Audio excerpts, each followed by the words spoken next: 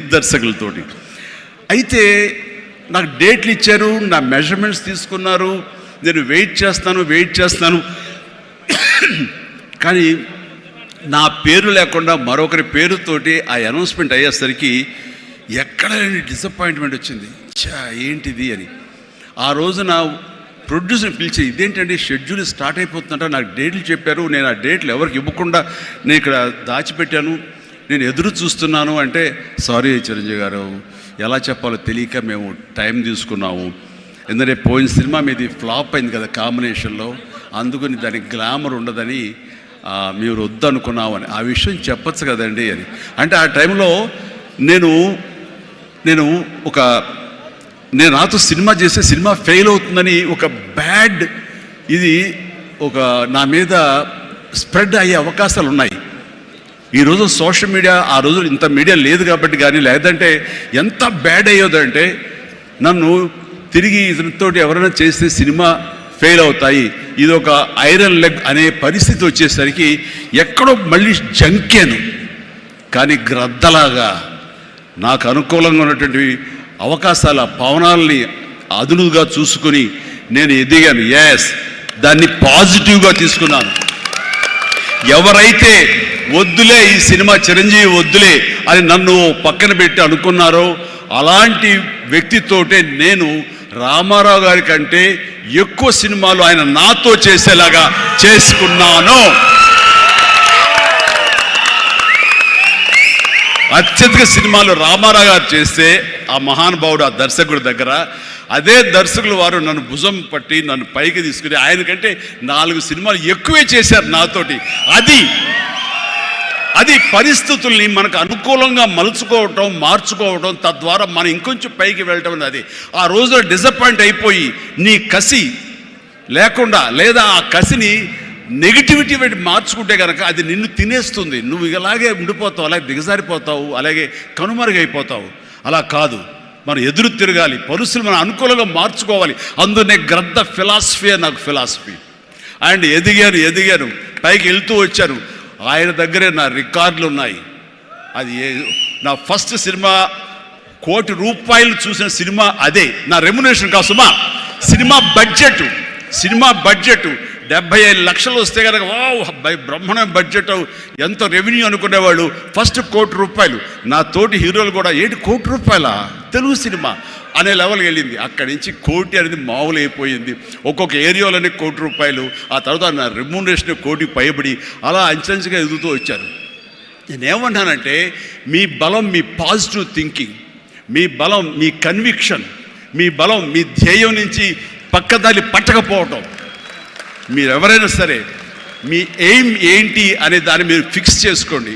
ఆ ఎయిమ్ని వెళ్ళటం కోసంగా దారులు వెతుక్కోండి. అవకాశాలు ఇలాగ అబండెంట్గా ఉంటాయి.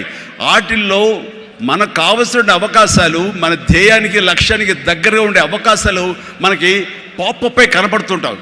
ఆ పాపపై కనపడే దాన్ని మనం గుర్తించగలగాలి, వాటిని ఎంబ్రేస్ చేసుకోగలగాలి, వాటిని మనకు అనుకూలంగా మనం మలుచుకోగలగాలి, అవి మనం బలంగా చేసుకోగలగాలి, వెళ్ళాలి. ఇనీషియల్గా వెళ్ళినప్పుడు డబ్బే సంపాదించుకోండి. డబ్బే కాదు ప్రధానం, నిలదొక్కుకోవడం ప్రధానం. మన ఎయిమ్ వైపు మనం వెళ్ళటం అన్నది అది ప్రధానం. వెళ్ళిన తర్వాత డబ్బు ఆటోమేటిక్గా వస్తుంది. అనుకున్నావా ఇంత వస్తుందని, ఆ తర్వాత డబ్బునే పెంచుతుంది. సో నేను అలాగే వెళ్తూ వచ్చాను. నిలదొక్కుకోవాలి, ఇక్కడ నెంబర్ 1 అనిపించుకోవాలి, నా స్థానం సుస్థిరం. ఇది లేకపోతే నేను బయట నయా పైసాకి పని చేయను. ప్రైమ్ టైం నా లైఫ్లో అయిపోయింది కాబట్టి ఇక్కడ ఏమైనా సరే అని ఆ రకంగా వెళ్ళాడు. ఎక్కడ ఈగోకు వెళ్ళకుండా, ఎక్కడ హర్ట్ అవ్వకుండా, వాళ్ళు నన్ను సినిమాలను తీసి సరే నన్ను కాదన్నారు అనే కోపం కంటే కూడాను వాళ్ళని ప్రసన్నం చేసుకోవాలి. వాళ్ళు మళ్ళీ అతన్ని మనం బాధ పెట్టుంటామేమో కదా అని వాళ్ళ మనసుల్లో వాళ్ళు వాళ్ళు గిల్ట్ ఫీల్ అయ్యేలాగా చేసి నెక్స్ట్ ఏమైనా సినిమా చేయాలయా అని అనిపించేలాగా నా బిహేవియర్ ఉండేది. ఆ బిహేవియర్ తోటి వాళ్ళ ఆఫీస్కి వెళ్ళి కూర్చునేవాడిని. అంటే అక్కడ నాకు ఒక పౌరుషం లేదని కాదు, పరిస్థితి నాకు అనుకూలంగా మలుచుకోవడంలో నేను అది ఆ రకంగా కొంచెం తగ్గి వెళ్తాను. నేను తగ్గడం మూలంగా ఆ తర్వాత వచ్చే కరెంటు వేవ్స్ దాని మీద ఎక్కితే అదే తీసుకెళ్తాను పైకి. అది నమ్మిన వాడిని నేను. అలాగా అలాంటి దర్శకులతోటి, ఆ దర్శకులతోటి నేను హైయెస్ట్ సినిమాలు చేశాను అన్నది ఈ రోజున వాస్తవం. అలాగే ఇక్కడ సినిమా ఇండస్ట్రీలో నీ టాలెంట్ అనేది ఇనిషియల్ స్టేజ్లో secondary. How you behave, how you cooperate with the producers, so all the time how you look in to their benefit, వాళ్ళ బాగులు ఎలా చూసుకుంటావు, వాళ్ళకి లాభం రావాలి ఎలా చూసుకుంటావు అనే దాని మీద దృష్టి పెడితే అది నిన్ను మరింత దగ్గర చేర్చుకుంటుంది. రామారావు గారి ఎగ్జిట్ తర్వాత, ఆయన పాలిటిక్స్కి వెళ్ళిన తరువాత ఒక గ్యాప్ లోపల ఉన్నారు మహానటులు ఎంతోమంది ఉన్నారు. శోభన్ బాబు గారు, కృష్ణరాజు గారు, కృష్ణ గారు, నాగేశ్వర గారు, అందరూ ఉన్నారు. ఆ టైంలో ఒక కొత్త వాటికి ఛాన్స్ రావడం అనేది ఎంత కష్టం అనేది నేను ప్రత్యేకించి చెప్పక్కల. ఈ రోజుల్లో మాత్రం కానే కాదు. ఆ రోజుల్లో ఏంటి అంటే నా టాలెంట్ ఉంది కదా ఎస్ అని అనుకుంటే కుదరదు బాబు. నీ బిహేవియర్ కూడా దానికి అడిషనల్గా యాడ్ అవ్వాలి. మనం కొంచెం ఏంటంట అని అన్నామనుకోండి, అబ్బో వీడితో ఎక్కడ పడుతున్నా బాబు, వద్దురే బాబు, ఆల్టర్నేటివ్ చూడండిరా అనేలాగా వాళ్ళ మైండ్ సెట్ ఉంటుంది. మనలాంటి నటులు ఎంతోమంది ఉంటారు.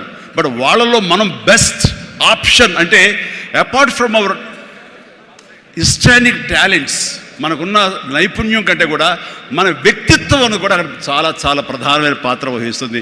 అలాంటి వ్యక్తిత్వాన్ని నమ్ముకుని వాళ్ళ ఆఫీసులకు వెళ్ళి కూర్చుని వాళ్ళతో సత్సంబంధాలు ఏర్పరచుకుని మీలో ఒకడిని అంటూ వాళ్ళకి ఆ నమ్మకం కలిగించి పెట్టి అలా ముందుకు వెళ్తుండేవాడిని. ఎలాగ ఎవాల్వ్ అయ్యాను అంటే, నన్ను ఇండస్ట్రీ నాకు చేయూతనిచ్చి ఇండస్ట్రీ నన్ను పైకి ఎదిగేలా చేసింది అనే దానికంటే నన్ను ప్రేక్షకులు ఫస్ట్ వాళ్ళను గుర్తించారు. ఇండస్ట్రీ గుర్తించలేదు, ప్రేక్షకులు గుర్తించారు, ప్రేక్షకులు చేయూతనిచ్చారు. అందుకనే ప్రేక్షకుల పట్ల నాకు ఎప్పుడూ కృతజ్ఞత ఉంటుంది. ఇది మీకు అర్థమయ్యేలాగా తేర్తలంగా చెప్పాలి అంటే, రామారావు గారు ఎగ్జిట్ తర్వాత ఎవరు అంటలో ఇద్దరు ముగ్గురం పోటాపోటీగా నిలబడి ఉన్నప్పుడు లక్ష్మీ ఫిలిం డిస్ట్రిబ్యూటర్స్ అని విజయవాడలో ఉండేవాళ్ళు.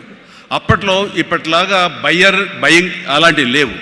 ఏరియాల వైజ్ కొనటం సినిమాలు లేవు, బయర్ సిస్టమ్ లేదు, ఓన్లీ డిస్ట్రిబ్యూషన్. అంటే డిస్ట్రిబ్యూటర్ అనేవాళ్ళు బెజవాడ నుంచి వచ్చి ఎవరెవరు ఏ సినిమాలు తీస్తారు, కథలు నచ్చితే కనుక ఆ కథకి ఇంత బడ్జెట్ ఇచ్చేవాళ్ళు. ఆ బడ్జెట్